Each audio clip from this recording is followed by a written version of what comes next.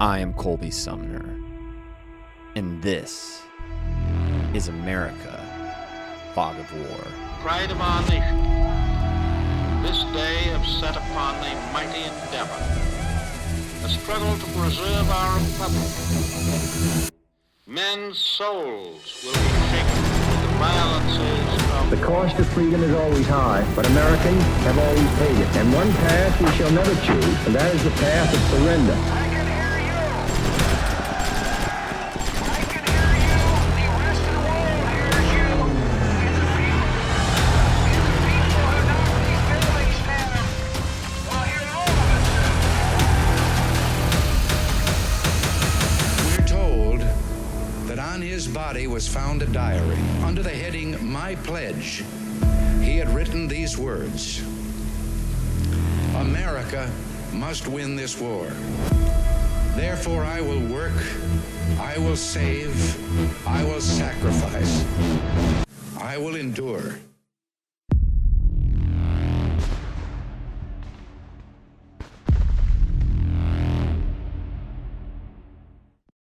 Hey everyone, thanks for joining us again for another Hippocket History. I am Colby Sumner, and as always, I am joined by my co-host Brett Thomas. How you doing today, buddy? Doing well. How about yourself? Doing good, man. I'm excited to talk about what we're talking about today. Me too. This I haven't is- heard it.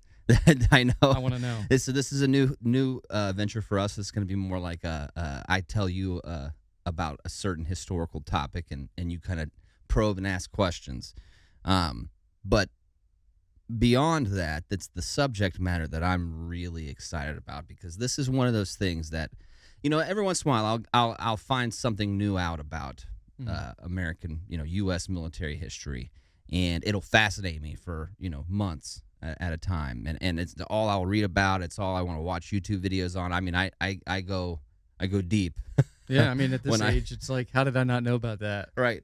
Just jump in. And just being the history enthusiast that I am, dude, I like to get down in the weeds with something new when I'm learning it, man. I want to know everything there is to know about it as quickly as possible, and that's because honestly, most of the time, the things that I'm interested in, it's the people that are doing the job that fascinate me, because the job is just so crazy, or the mission is just so extreme. Well, as far as extreme and crazy goes, I mean, this is probably one of the most savage units the U.S. military has ever come up with. From the guys that made it up to the mission set they were given, it's top to bottom intense and chaos and insanity. It's just crazy to me. We're going to be talking today about the Military Advisory Command Vietnam Studies and Observations Group. Macvsog for short. Sweet. And this unit was active during the Vietnam War, but they're unique compared to all other U.S. units, U.S. military units during the war, because these guys' sole focus was cross-border operations in Laos and Cambodia, pretty much the entire war. So from 65 to 71. These guys are conducting missions deep behind enemy lines, focused primarily around the Ho Chi Minh Trail, and they're doing it all in a very, black ops, top secret kind of setting. So meaning that, like James Bond, if he was captured or caught on a mission, the British government would have the right to disavow any knowledge of his being there. That's what these guys are dealing with, but in real life, right? So if any Americans get caught, by the NVA operating in Laos or Cambodia, the U.S. is going to disavow any knowledge of them being there. They're on their own. Yep. Sounds like a one-way ticket. Just crazy to me. It's risky, Crazy to me. risky. They're operating under that stress factor, Yep. and then they're operating so far away from friendly forces that a lot of the time, assets that you and I would have in combat, or a normal unit in Vietnam would have, these guys just don't have access to. They're so deep behind enemy lines. Wild. So to kind of get us kicked off here, there's multiple facets to Macvsog. It's not just the operators themselves. You have guys that are working on PSYOPs. You have guys that are working on, airstrike campaigns, bombing campaigns, B-52s. You have a naval activities group in Macvsog. So there's all kind of branches of Macvsog, but specifically we're going to be focusing on what falls under the classification of Ops 35. Ops 35 is the ground force element that focused on cross-border missions. So that's who we're going to be zeroing in on. All right. And specifically within that organization, we're going to be looking at their recon teams. Now, there are a few other different types of teams, hatchet teams or hatchet forces. There's Mike forces as well, which we'll get into in other episodes. But today I want to highlight the recon teams because the recon teams really, that's the one that really, they blow my mind a little bit, man. And to explain why it's so fascinating to me is these recon teams are small, right? It's not a big team. You're not taking a platoon or a company with you. The teams are going to be made up of between 6 to 12 guys total, right? But each team will only have at most 3 Americans. The rest will be indigenous forces, and that'll either be Nungs or Montagnards, who are both, indigenous tribal people from South Vietnam and in that area, in Southeast Asia. We had to have 7 with us, right? 7 like Americans. ANA or I mean, out of the OPs, we usually ran like 4 ANA with us, and then there'd be like 12 or 13. I think it depended Marines. on what you were doing, but it's safe to say, dude, like from what I remember, most times when I was leaving the wire, when we were patrolling in the Charlie Echo section in Marja and doing all that stuff, at the minimum we'd be going out with 12 dudes at the minimum, and that would be a shore patrol, right? On average, you'd have 15, 16, maybe 20 guys, and that would be broken into 2 elements. So you have like this bounding overwatch essentially. Right. These guys are going to roll with 3 possibly. Keep in mind, we're close enough to the fob usually. I mean, within a few clicks that they can get there quick if they need to, right? We're not going miles and miles behind enemy lines. It's just crazy. So the teams are made up of, like I had mentioned, 3 U.S. Force or 3 U.S. personnel, and the rest would be, in what they called their indig forces, and they're basically mercenaries. They're paid fighters. This gets into some of the cultural aspects of Vietnam at the time, but Nungs and Montagnards weren't looked on very favorably by Vietnamese, both North and South, and they wouldn't even be recruited for the South Vietnamese army, right? So the Vietnamese people, they looked at them in a very negative light, right? They weren't fans of Montagnards and Nungs, but according to pretty much every account that I can find, they're incredible fighters and probably the most savvy jungle navigators in the AO, right? These guys, you hear stories about these guys operating in the darkness of a triple canopy jungle at midnight, right? Like you're not going to see your hand in front of your face. It's pitch black, and these guys just having night vision, like they can see everything. So South Vietnamese made a bad choice there. Right. And we picked them up. We picked them up, so good for us. Cool. But that being said, the 3 Americans on each team would usually be Green Berets. Now, SOG also had Navy SEALs. They had Recon Marines. They had Air Force PJs as well. So you have all branches contributing to these teams. But for the most part, at this time in America's military history, these teams are going to be made up of Green Berets. And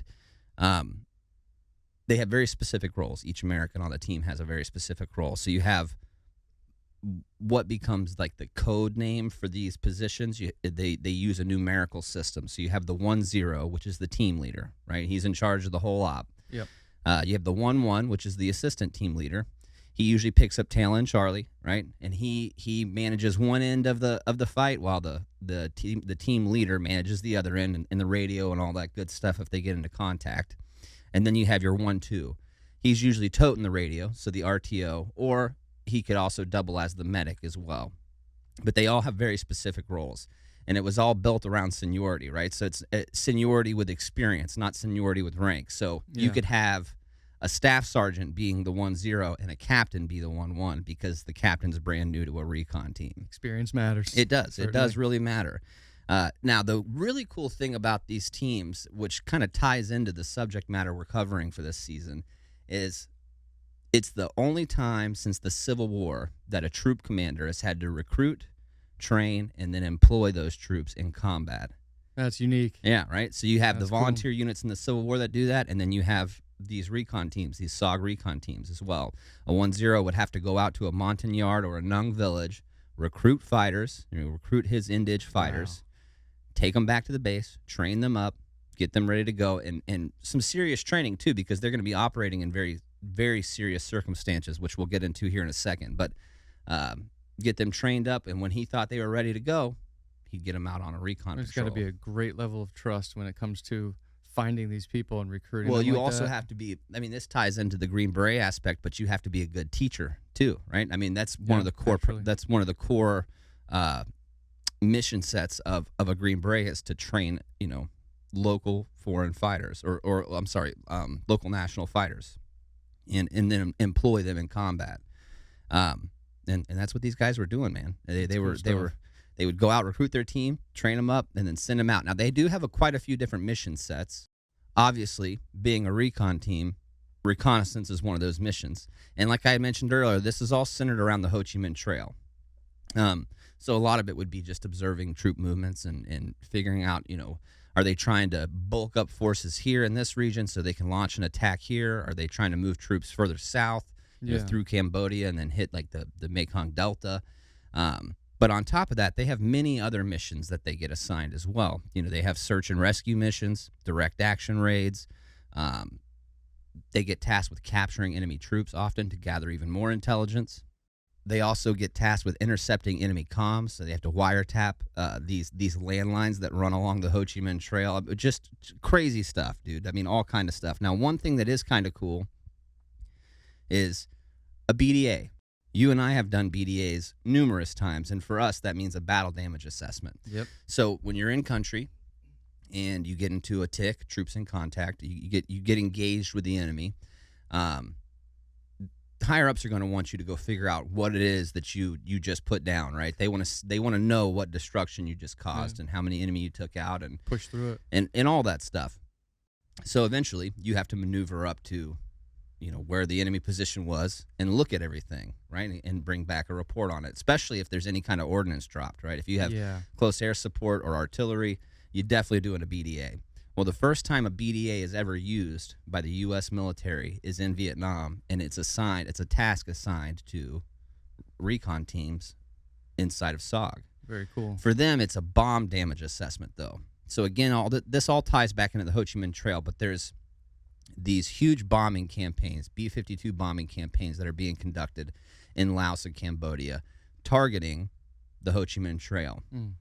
Well, the Air Force higher-ups wanted to know how effective these bombing runs were. Are we successful? Like, are we killing the guys we think we're killing? Are we ceasing operations here and causing any kind of problem whatsoever?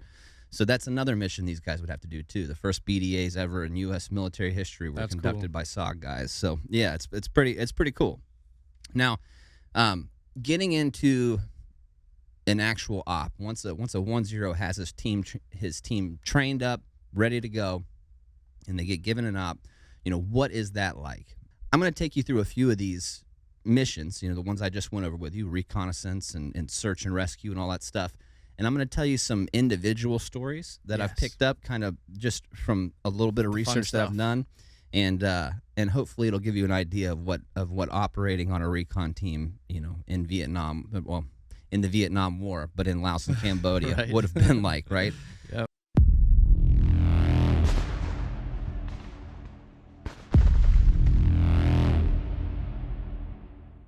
This episode brought to you by Civil War Trails. With over 1,300 sites to explore across 6 states, Civil War Trails is the world's largest open-air museum. Drive the Gettysburg Campaign turn by turn. Paddle past Frederick Douglass's birthplace or hike to remote artillery positions. Follow Civil War Trails and create some history of your own. Civil War Trails is not just about the adventure. When you stand in the footsteps of history, these stories become more relevant than ever before. Visit civilwartrails.org to request a brochure today.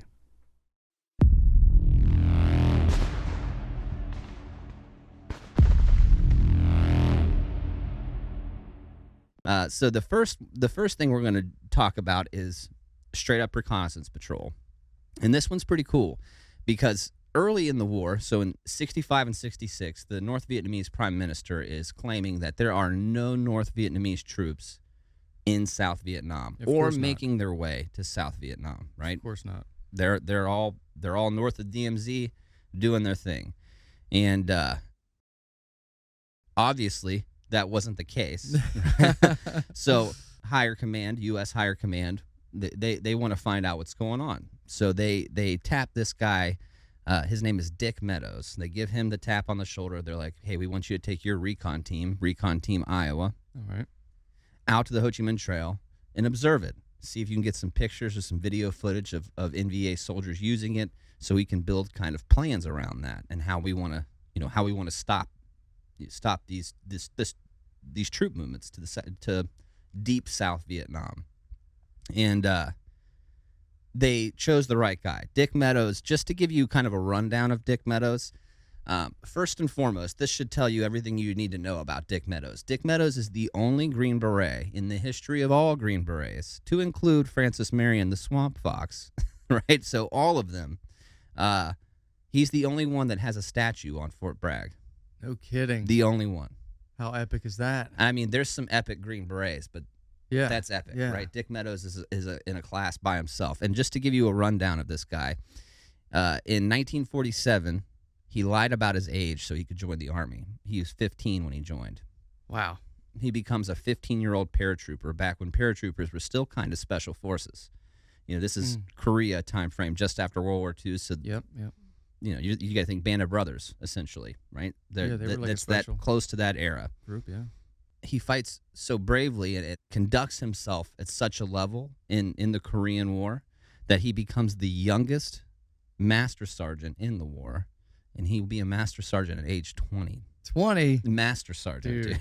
Usually... Could you imagine if you had a 20-year-old master sergeant? No. And you had him because with combat action. Yeah, not because he's like some general's son or something, but because he's a badass. Yeah. you know what All I mean? Like 20 years old. That's savage, dude. Usually savage. guys like that, they usually find them after a little while, and they, you know, to give them a little smack on the wrist or something, or like, hey man, you shouldn't have done that, but we need you here. We appreciate you being here. But this guy seems like, well, maybe that did happen to him, but it seems like he's at just 20 years old by a master sergeant, he's too good. He's too good to be dealing with that crap. So, needless to say, man, this guy's been involved in everything. You know, beyond the Korean War and beyond SOG, he's going to assist in the creation of Delta Force. He's going to participate in the drug wars. He'll have a 45-year military career. Whoa. So most guys are, if you do a career, that's 20, right? He's doing more than 2, right? More than 2. 2 life sentences. And probably loving every minute of it. Too. This guy just seemed like he loved this job. But I digress. In 66, RT Iowa and Dick Meadows head out on this recon op, and they make their way to the Ho Chi Minh Trail. They get in position, and keep in mind, man, these guys, you know, when we talk about triple canopy jungle, it is thick. It's thick jungle, right? So there's oftentimes I wouldn't be able to see from me to you, right? If you were standing there, there's so much shrub and brush, I might not even see you. So you got to be really close to the Ho Chi Minh Trail to be able to see what's going on, especially if you want to take pictures. Yeah. Well, they get in position. They're right next to the road, and sure enough, NVA soldiers and porters are marching south on Highway 110, heading straight for Cambodia and then into South Vietnam. And Dick Meadows land there. He pulls out a camera, snaps an entire roll of pictures of this. Right, he's just taking pictures one after another as these guys are marching by. Well, he decides that's not enough, and he pulls out a motion picture camera. What? Right? A motion picture camera, gets even closer to the road, and I've seen stills. I believe I've seen stills of this. It's hard to tell if the stills that I saw are actually taken from Dick Meadows' film or not. There's a few other times that there'll be pictures taken by SOG guys of the Ho Chi Minh Trail and troops, you know, NVA troops moving along it. But from where I found it on a Macvsog website. I'm pretty confident that it's Dick Meadows, pictures from his video. and it's unbelievable. He is actually like out on the trail, like boop, peeked out from the bush, out on the trail, and he's filming the backs of these guys. And you can see a whole line of NVA troops walking, dude. They got their pith helmets on, doing their thing. It's totally wild. And he's just right behind them with a video camera filming. He ends up filming an entire battalion worth of NVA soldiers moving along the Ho Chi Minh Trail. No idea he's there. Crazy. Keep in mind, he's got 6 guys. An NVA battalion, 1,000 guys. 6 guys, 1,000 guys. So if something goes wrong, not only is he deep into Laos, no one's getting there quick. Right. He's not like he can have a QRF, a quick reaction force, come out of the fob and come save the day. You know what I mean? Like, he's a long way from home. If they get into a gunfight, they're severely outnumbered, and it's not going to be good. It's not going to be pretty. I mean, there's very little hope of getting out of that situation. And here he is stepping out onto the Ho Chi Minh Trail to film. Better be a quiet camera. Telling me, man, Dick Meadows proves the Prime Minister was lying. He proves that there are North Vietnamese troops moving to South Vietnam. Wow. This allows SOG and U.S. High Command to approve and conduct even more operations cross-border into Laos and Cambodia. Yeah, good. Now, a few months after this, RT Iowa and Dick Meadows are going to be conducting a reconnaissance mission again in Laos. This time, they're going to stumble upon an NVA cache, a weapons cache, and they discover Russian-made artillery pieces in this cache. Of course. Now, Dick Meadows obviously knows, I can't take these with me. He doesn't have the proper explosives to be able to destroy the guns outright, like the barrels and everything. So what he does, he takes pictures of all the guns, and then he steals all the sights off the guns. Right? Nice. It just takes them. Now, you can have your gun, but you won't be able to aim it. You know? Yeah. Now, I bring that up because this is kind of interesting. He gets back from that op, and on both missions, this one and the last one, he will personally debrief General William Westmoreland. Really? He's like Yes. the guy. He's the overall commander, right? Well, at this point in the war, he is the overall commander of Macvsog. Okay. Now, later in the war, he will become the overall commander of U.S. forces. Okay. At this point in time, though, he's the commander of Macvsog. Gotcha. And he's just so impressed with Dick Meadows.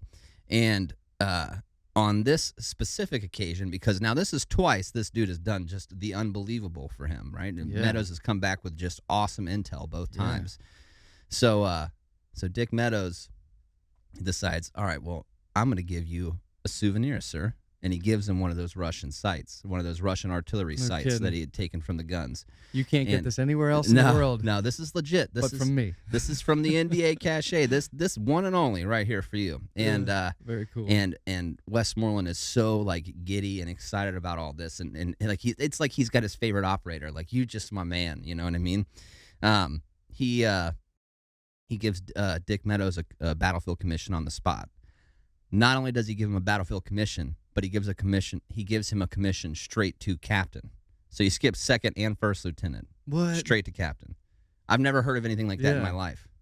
Yeah, you know what I mean?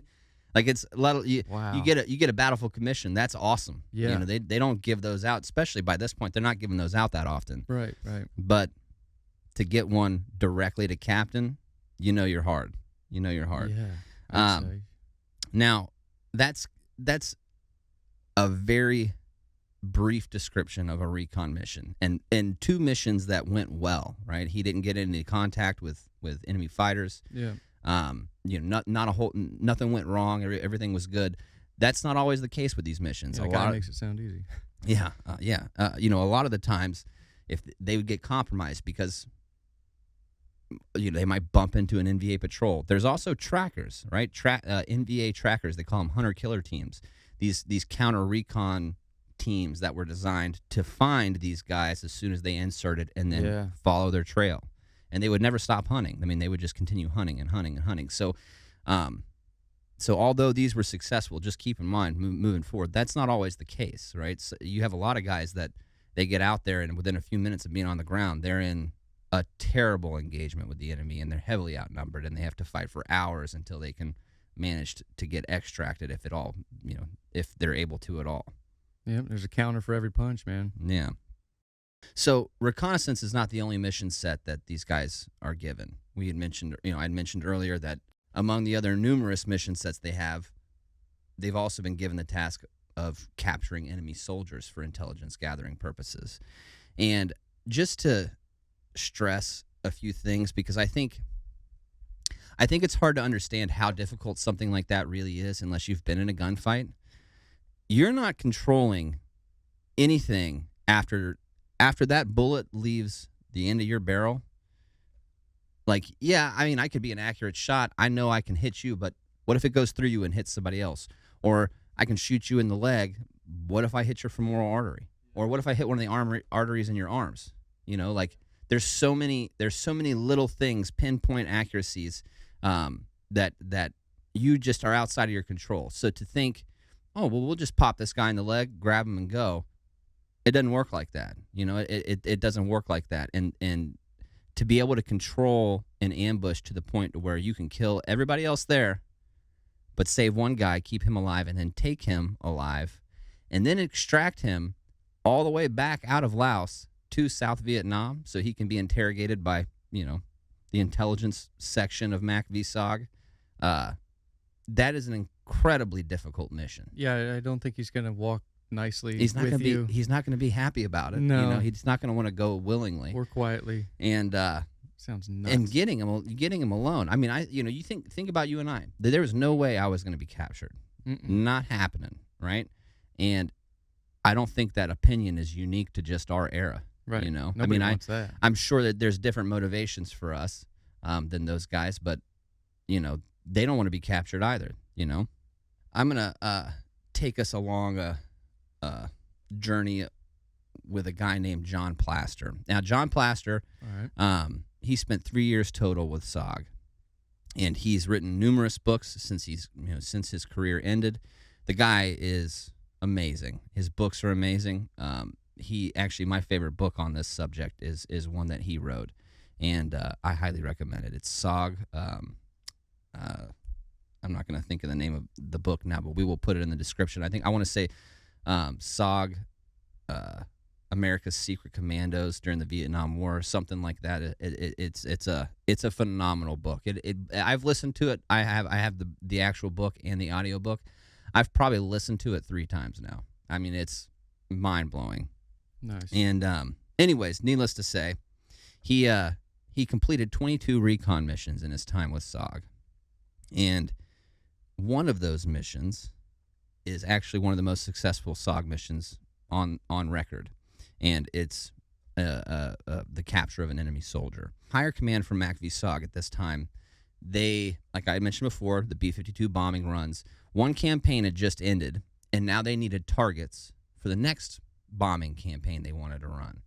Well, to do that, they wanted to be able to know, truck parks, caches, encampments, all that stuff along the Ho Chi Minh Trail. They needed a detailed outline of where those were located.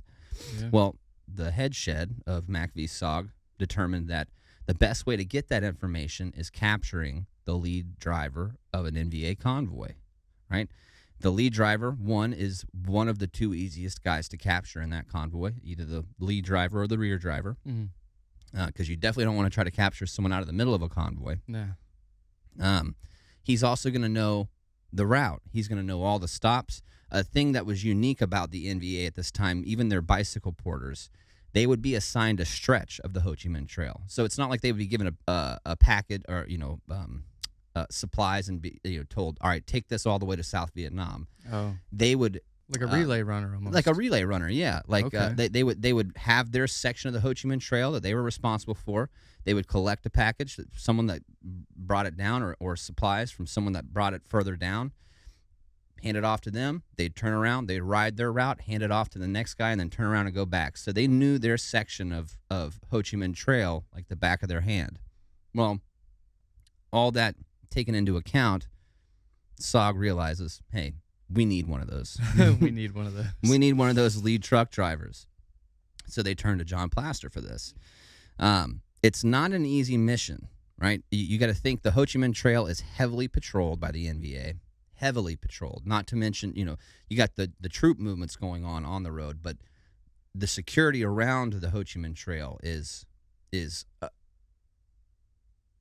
not too many places within North Vietnam South Vietnam, Laos, and Cambodia that are as heavily defended as the Ho Chi Minh Trail. And there are other challenges. We talked about the difficulties of capturing a live enemy combatant and then extracting them. This mission he's going on is titled Ashtray 2. Well, there's Ashtray 1, and Ashtray 1 ran into this problem. They successfully made it, into Laos. They infiltrated the Ho Chi Minh Trail. They did everything they were supposed to, ambushed a convoy, destroyed numerous trucks, killed numerous NVA, but they were not able to keep that truck driver alive. They ended up killing him in the process because that's how chaotic a gunfight is. Sure. So they have to figure out a way to stop that truck without killing the driver. So Plaster, he assembles his team. He starts planning this whole thing out, and he decides he wants to use Claymore mines to do this. So he comes up with this way of rigging Claymore mines. He uses 3 of them.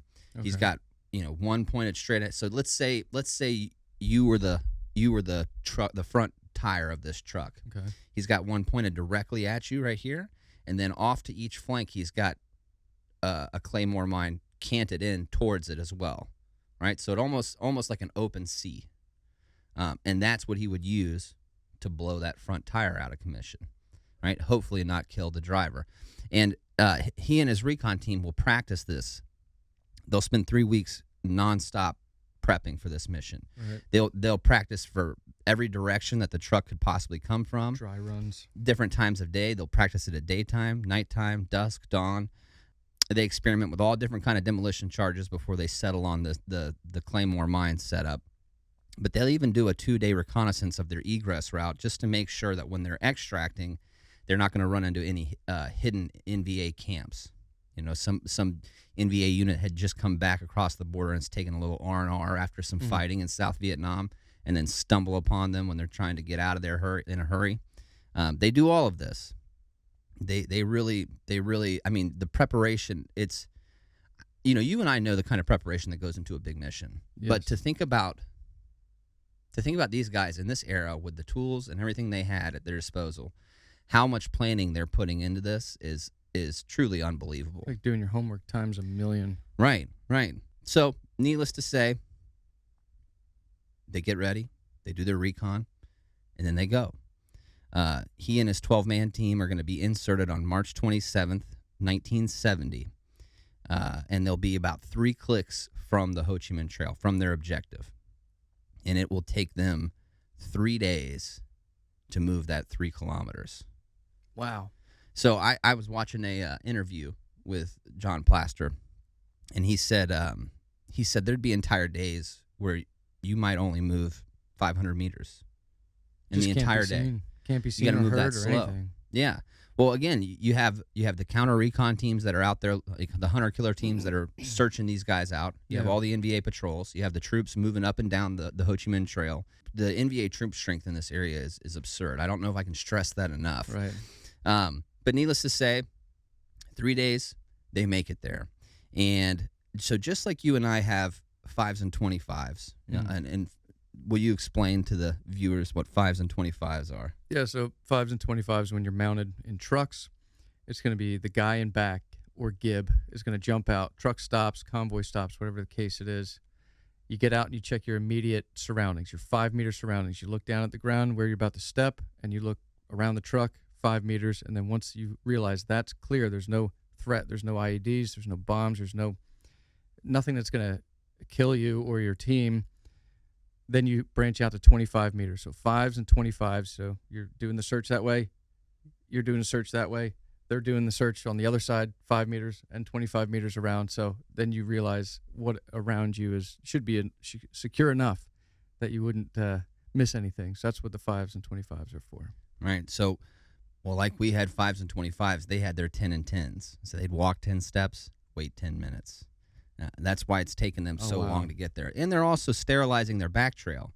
And what I mean by sterilizing their back trail is they're covering up any sign that they had walked through there. They're covering their tracks, any broken twigs. Whoever's walking tail end Charlie's really got to be on point. Like they've got, I don't mean be on point. I mean mentally be on point. Because because it's life and death, right? If you mess up covering up that back trail, sterilizing your back trail, there's numerous recon teams. The entire team will be wiped out and never heard from again because of not covering up their back trail. Yeah. But they finally make it, and they get within 100 meters of the Ho Chi Minh Trail. Plaster's going to have his guys circle up into a little rally point base area there.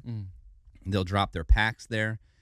The radio will be left there along with the team medic, and Plaster and a few other guys move up closer to the road to start observing it and really kind of pinpoint where they want their ambush site to be.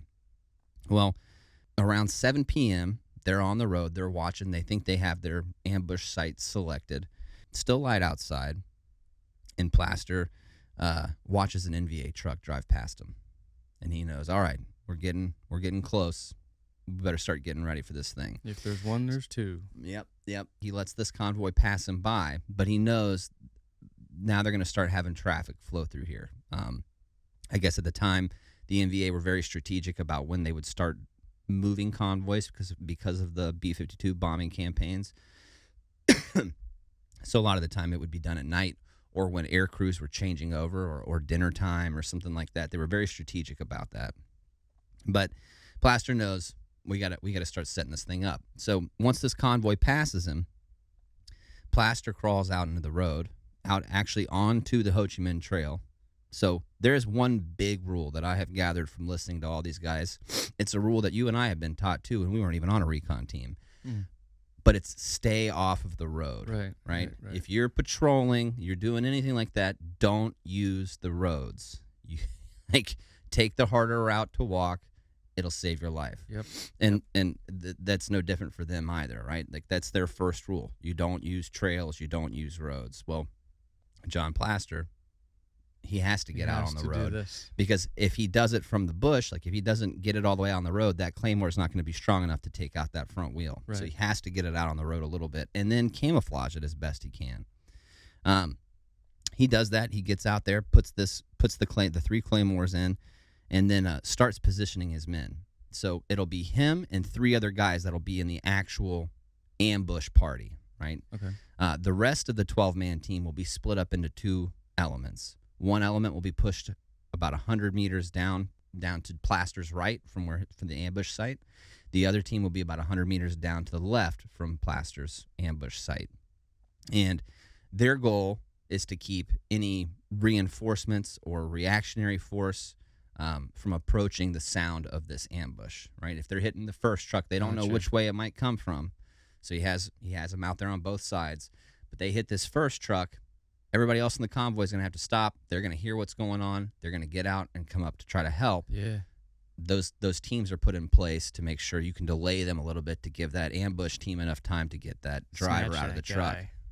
Wow. Well, I mean, dude, I'm telling you, these guys had everything thought of. So once he gets everybody set in, everybody's in their position, sun's going down, it's dark now, and at around 10 p.m., Plaster can hear the engine of an NVA truck approaching. All right. I mean, dude, you talk about your heart rate just starting to jack up. Yep. I can feel it, and I'm not even there. Yeah. I'm thinking about it, and I'm like, man, intense. And they hear it coming. It's getting louder and louder. Now, Plaster knew it being dark and how dark it would be in the jungle, that he'd have to have some way to aim the Claymores. He wouldn't be able to see the Claymores anymore, but he had to be able to have some way to aim those Claymores to hit that front wheel. So what he had done while picking the ambush site, he made sure that he lined those Claymores up directly across from a specific tree, and he would use that tree as an aiming point. He would lay down behind the Claymores a little further back into the bush. Mm-hmm. And as that truck's wheel broke his sight line of that tree, he knew he could clack that Claymore off, and he'd be on target. Well, he's laying there waiting.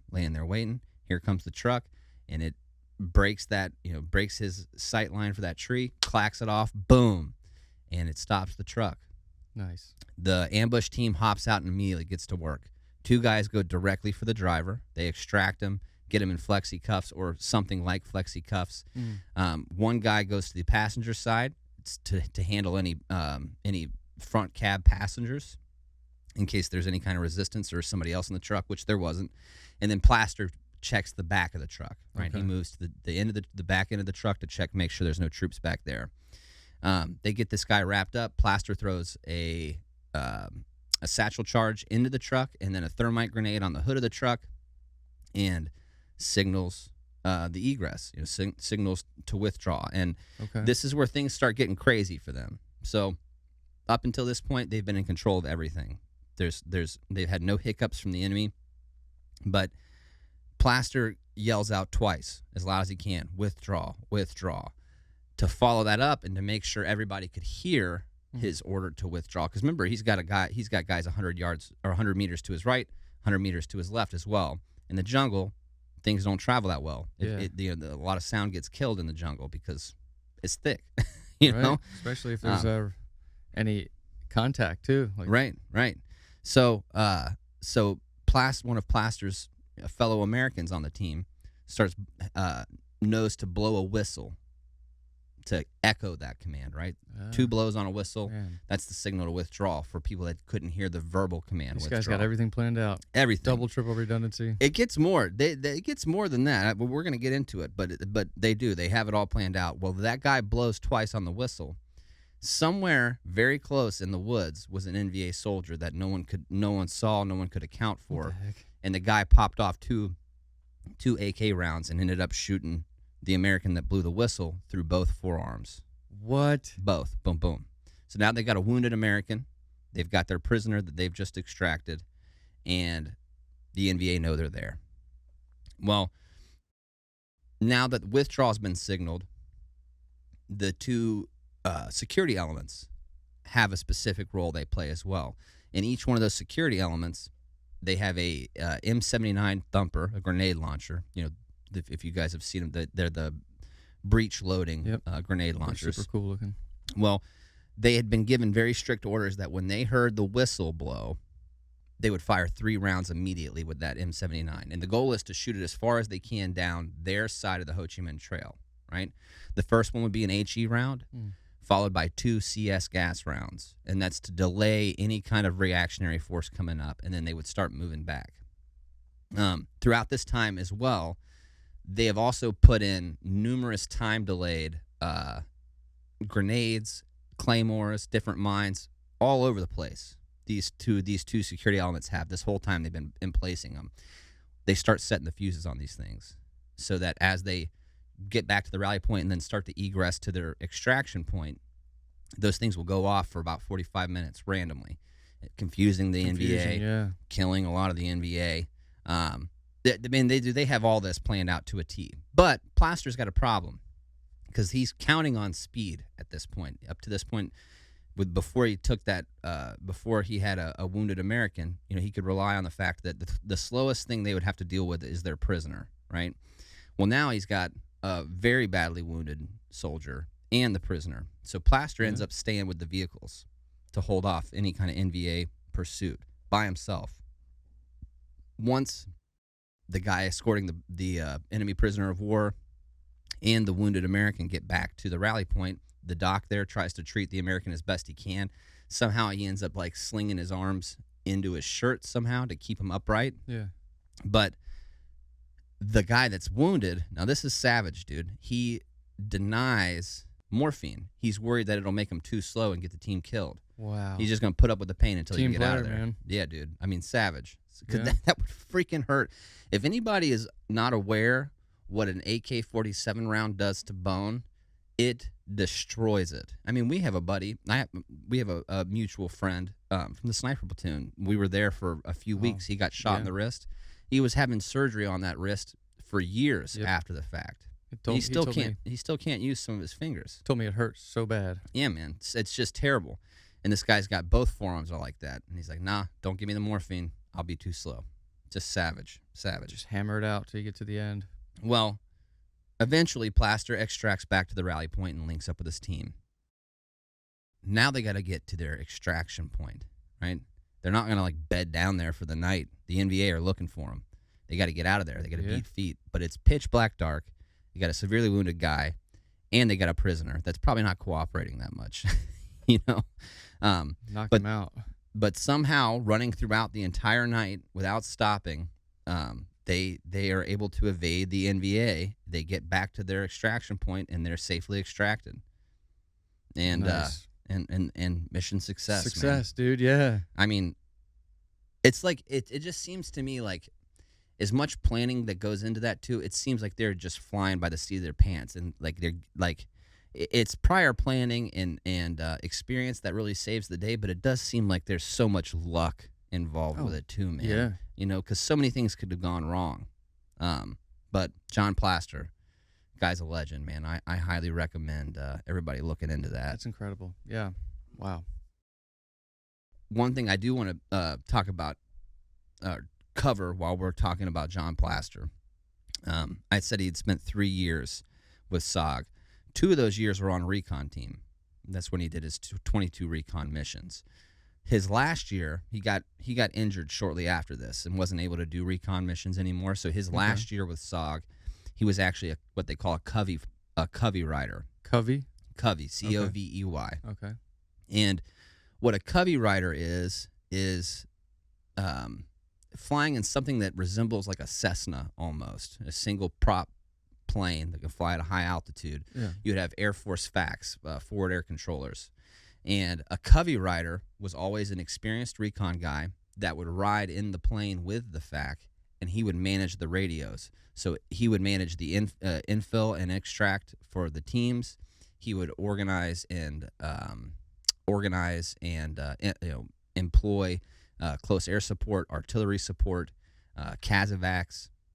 He was basically the quarterback up in the air. So it's right? like what a satellite would do today. Right, but You have back to then do it's it. a covey pilot. Because here's the deal. These guys are operating so deep into Laos and Cambodia. Yeah. They don't have radio signals that will reach South Vietnam, especially over all those mountains and stuff. Makes so they sense. have to have either a covey rider and a FAC pilot relay their comms back to, the COC, or they have to have a radio relay station. And there's a few of those, but there's not that many because they have to be a permanent installation in Laos. There's MSS Leghorn is one that's kind of popular now, after the fact, but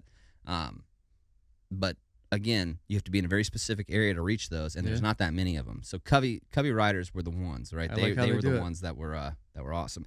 And if you guys are interested and want to look into this more, John Plaster actually,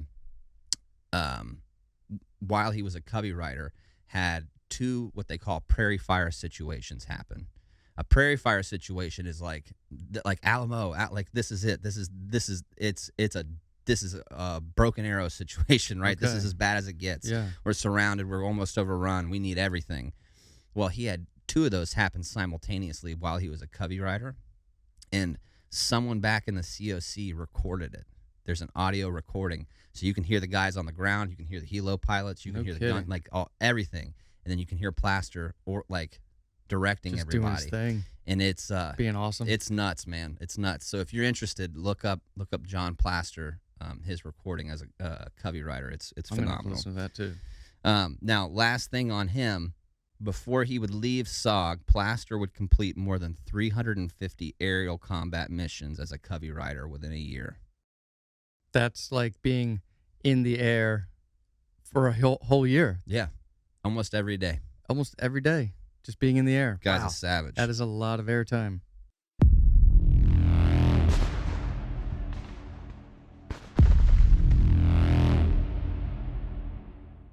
My time in the military and in combat taught me the importance of being prepared. A lot can happen on the battlefield that can lead to tragedy, and I never wanted to face the consequences of failure due to a lack of my preparedness, especially when my brothers were counting on me. That's because my squad was my family. Now that I've finished my military service, what I need to do to prepare has changed, but my responsibility to ensure I am properly prepared for any eventuality remains the same. That's why I called Health Markets. One of their licensed agents took the time to examine every aspect of my family's protection and created a personalized solution of coverages that would safeguard my family and keep us prepared to face whatever the future could throw our way. So that if I find myself in the hospital, out of work from an illness or injury, or reach that inevitable last breath, I can know that my family won't ever suffer the added tragedy of financial desperation. So go to www.healthmarkets.com to connect with an agent and make the preparations you need to face any eventuality today.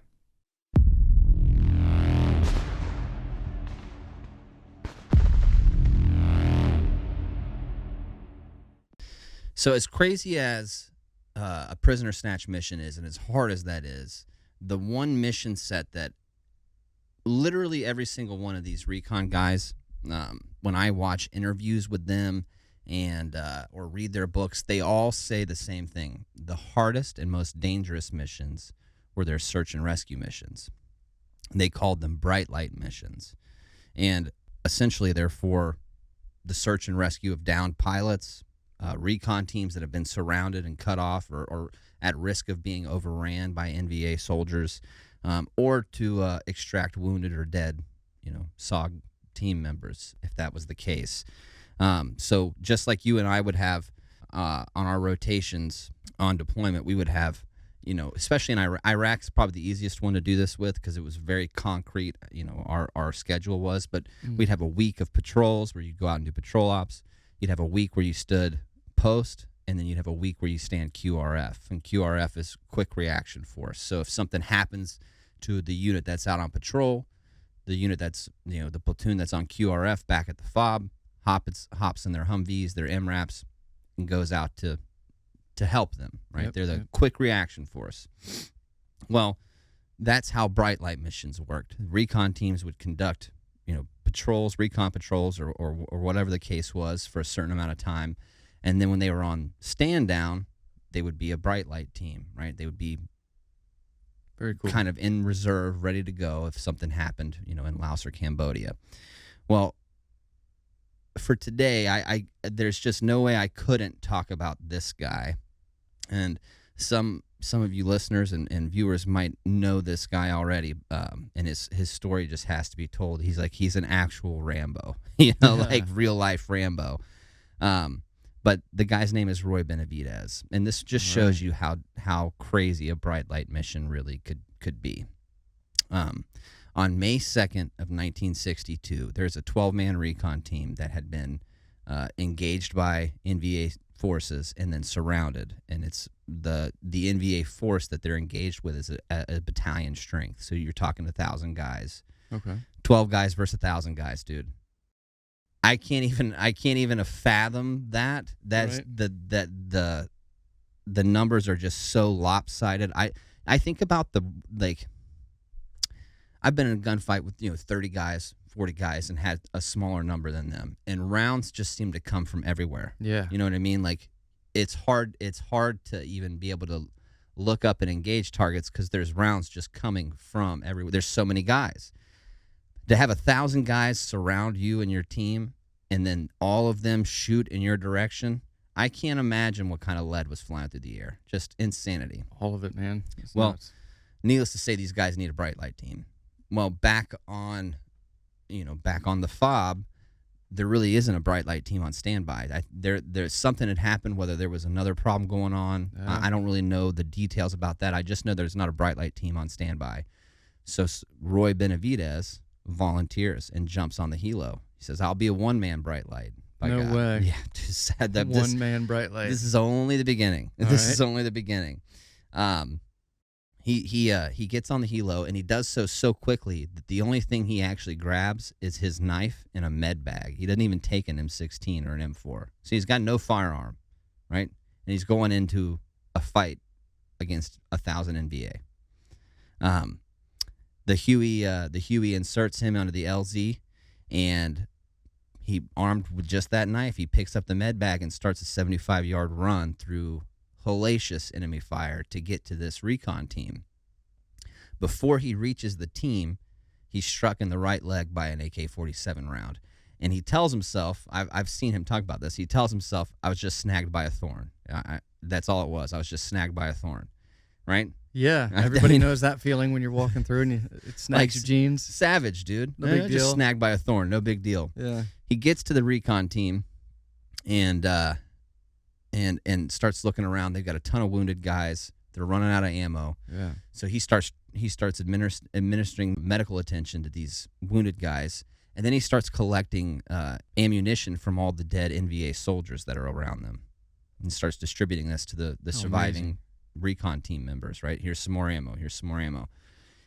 While doing this, he picks up a fallen NVA soldier's AK-47 to arm himself with, which you think, all right, well, it's just laying there. But to think about that weapon's not BZO'd for you. That weapon, that's not, you're not comfortable with that weapon. It's not yours. And he's going to just pick it up and go, right? In the most serious gunfight he's ever been in his life. This guy's crazy. And once he gets the casualties kind of stable and gets the ammo distributed out to everybody, he hops on the radio and starts directing close air support, directing artillery, and really starts putting a hurting on the NVA battalion that's attacking them. Again, he's going to be shot in the right leg, so that's 2 bullet wounds in the right leg. He'll shrug that off and manage to direct a Huey in for a Casevac, right? A Huey, it's the classic American helicopter. If you think, besides a Black Hawk, if you think of an American military helicopter, it's probably a Huey. Yep. And he guides this Huey in and hands his AK-47 off to someone so that he can pick someone up and carry them, one of the wounded guys, pick them up and carry them to the helo for an extract. As he's doing this, he's knocked to the ground, and he had been shot in the back through one of his lungs. So now he's 2 bullet wounds in the leg, 1 through the lung. And it kind of knocks him, it doesn't like knock him unconscious, but it rings his bell, and he's kind of out of it a little bit. Oh, I'm sure, when he finally collects himself and can and figure out what's going on, he looks over and sees that the Huey has been hit by enemy fire. It's been destroyed. It's in flames. The pilot, the door gunner are dead, but there's still guys that have been placed on that helo for Casevac, wounded guys that aren't dead. And the thing about Hueys, or any of these helicopters, when they're damaged like that, you have the jet fuel. Like, you have the fuel, and it's extremely explosive. Right, so as soon as that stuff catches fire, it's over. So coughing blood the entire time, Roy Benavidez is going to get back up and stumble over to the helicopter after being shot in the lung, and pull guys out of the helicopter before it blows. Again, he'll hop on the radio. He'll start directing the indirect fires and close air support, and again, he'll be shot twice more. So now we're talking about a total of 5 bullet holes already. At least 2 in the leg, 1 in the lung, and then 2 more bullet wounds as well on top of that. Man, that's a lot of how much adrenaline does this guy have? And I don't know, but I want it. Yeah, everybody on the ground probably thinks like, who is this guardian angel? Like, he just put me on Rambo, the bird, dude. He put me on the bird. He should be on the bird with me, but now the bird's crashed. He's gonna pull me off the bird. I'm telling you, guy's Rambo. He's doing everything. Wow. There's so many wows in this. What do you say to that? There's nothing you can say except just be in amazement. Yeah. And it's not over yet.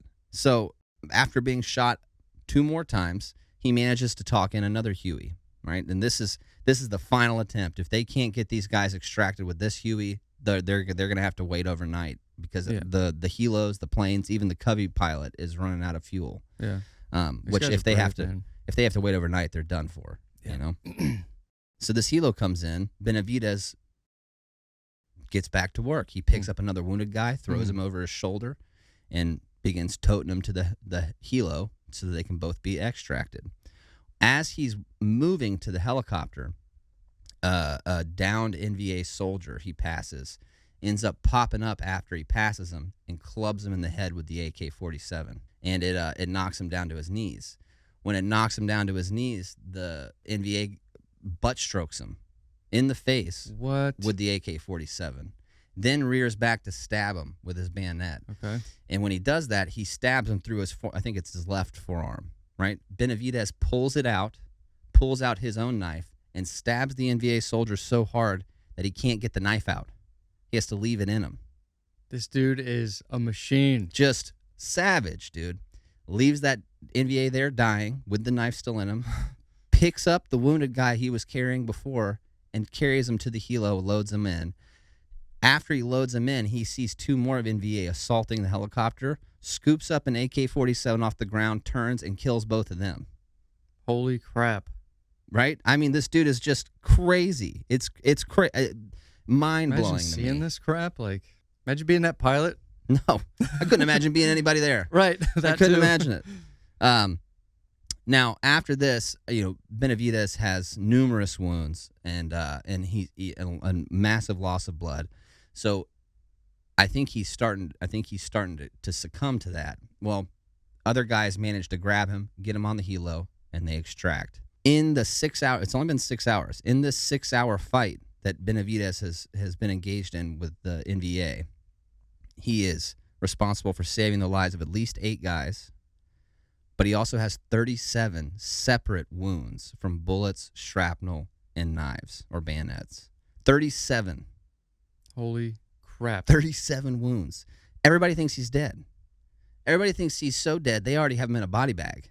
And when the doctor is going to zip up the body bag, the only thing Roy Benavidez can do, he can't talk, he can't do it, he can't move anything. Right. The only thing he can manage to do to let him know that he's not dead is spit in the doctor's face. That's the only reason. Before the bag gets zipped up. Mm-hmm. I mean, they're zipping it up and he spits in his face. What? It's the only reason that he's not buried now. I got goosebumps from that, man. Dude, I'm telling you, man, this guy just, like, whatever. Yikes, he finds dude. a way. He finds a way. Now, because Macvsog missions were so highly classified, Benavidez wouldn't be awarded the Medal of Honor until much later after the war, but he would be awarded the Medal of Honor, and it's one of the most savage Medal of Honor stories I've ever heard in my Certainly life. rates it by... Dude, he rates far. a movie is what he rates. Yeah. The guy needs his own movie. But that's just to give you an idea of the dangers of a bright light mission. You know, it's chaos. Things can go wrong quickly, and well, they've already gone wrong, but they can get much worse. You know. It was going wrong for the MVA when he landed there. Yeah. Now, Unbelievable. we're going to talk more about Macvsog in the future. This episode was just kind of give you an overview of what they did and some of the guys that operated in it. Yeah, that was a little taste of craziness. Yeah. For those of you that are still trying to place this in pop culture, if you have ever watched Apocalypse Now, I watched that in high school. Martin Sheen, the main character in that movie, is a Macvsog operator. Ah, no kidding. Yeah. Yep. There's not too many movies made about these guys, and I wish there were, because they deserve all the remembrance, honor, and praise. Man, these guys were just savage, just doing it in an era. They didn't have NVGs, you know. They didn't night vision. They didn't have night vision optics or anything like that. They didn't have anything that we have now, man. I mean, any of the technology we have, and they're out there just hooking and jabbing in the most dangerous circumstances. To give you an idea of how dangerous it was to be on a recon team in SOG, in 1968, they will exceed 100% casualty rate. Exceeded, meaning that every single SOG recon operator was wounded at least once, and almost half of them were killed. That is dangerous stuff, man. That is like beyond. That is beyond the Call of Duty. Highest casualty rate since the U.S. Civil War as well, for one specific unit. No kidding. Mm-hmm. They also were able to boast the highest kill to death ratio in U.S. military history at a 158-to-1 ratio. So for every one American SOG team member killed, there was 158 NVA killed. That's good. That's savage, dude. And they're filming it too and taking pictures of it like crazy. They can tell you what they were wearing. Yeah. You know.